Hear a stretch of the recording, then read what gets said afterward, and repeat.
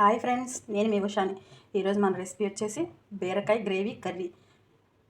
10 నిమిషాల్లో చిటికలో చేసుకుందాం. ఇంకెందుకు ఆలస్యం, రెసిపీలోకి వెళ్దాం రండి. అలాగే మన ఛానల్ ఎవరైనా కొత్తగా చూస్తుంటే లైక్ చేయండి, షేర్ చేయండి, కామెంట్ చేయండి, బెల్ కొట్టండి, సబ్స్క్రైబ్ చేసుకోండి. తయారయ్యే విధానం చూద్దాం రండి. బీరకాయ కర్రీ తయారీ విధానం చూద్దాం రండి.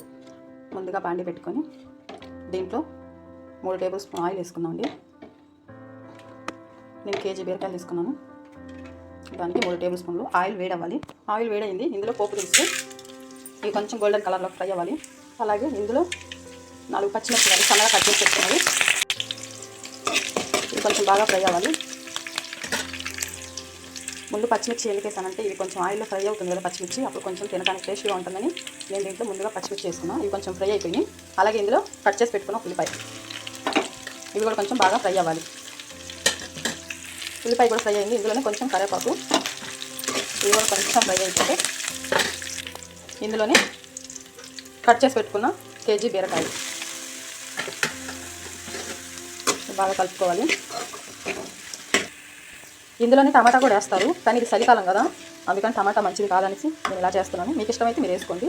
టమాటా కూడా వేస్తారు, కానీ ఇలా కూడా బాగుంటుంది, తప్పకుండా ట్రై చేయండి. అలాగే ఇందులో చిటికెడు పసుపు, కొంచెం సాల్ట్ వేసుకొని కలుపుతున్నాను. ఇది కొంచెం మగ్గాలి. దీంట్లో వాటర్ అంతా బయటకు వచ్చే వరకు ఇది కొంచెం ఉడకాలి. బీరకాయ ఉడికి నేను చూద్దాం.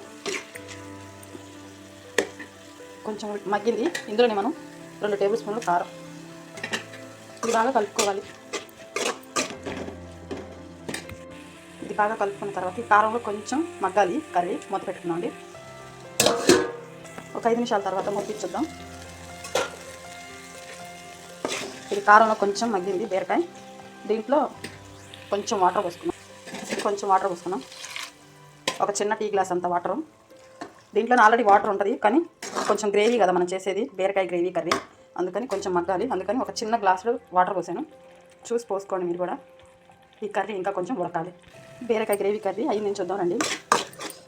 ఇది అయిపోయింది. ఇలా అయితే అయిపోయినట్టే. వాటర్ ఒక టీ గ్లాసే పోసాను నేను, చూసుకొని పోసుకోండి. మరీ ఎక్కువైనా కానీ టేస్ట్ బాగోదు, సప్పగా అనిపిస్తుంది. కూర అయితే రెడీ అయిపోయింది. గ్యాస్ ఆపుకుందాం. దీంట్లో చివరిగా కొంచెం కొత్తిమీర చల్లుకున్నాం. ఇదైతే రెడీ అయిపోయింది ఫ్రెండ్స్, బీరకాయ కర్రీ. మీరు కూడా ట్రై చేయండి, మీకు ఎలా వచ్చిందో చెప్పండి. అలాగే మన ఛానల్ ఎవరైనా కొత్తగా చూస్తుంటే సబ్స్క్రైబ్ చేయండి, లైక్ చేయండి, షేర్ చేయండి, కామెంట్ పెట్టండి. మరొక రెసిపీతో మళ్ళీ కలుద్దాం. Bye friends.